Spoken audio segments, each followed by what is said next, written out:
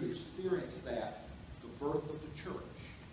Let me share with you, and helping me this morning is Herb speaking in Spanish, Ray speaking in French, Lee speaking in Chinese, Chris speaking in Russian, Rita speaking in Spanish, and Drew speaking in French. Now the story of the birth of the church is written by Luke in the Acts of the Apostles. Listen to the way it begins.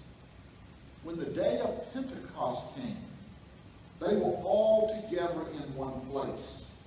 And suddenly, a sound like the blowing of a violent wind came from heaven and filled the whole house and all who were sitting in the house.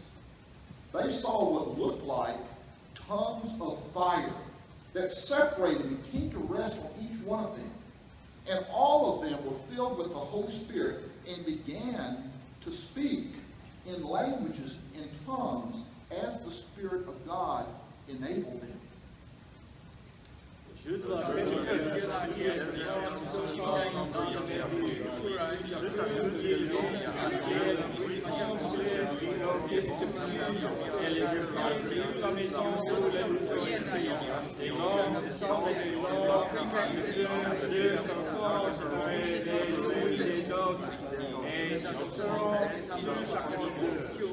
Et il est c'est Saint-Esprit, et c'est vraiment relais en son langue, selon l'Esprit de donner l'espèce humaine.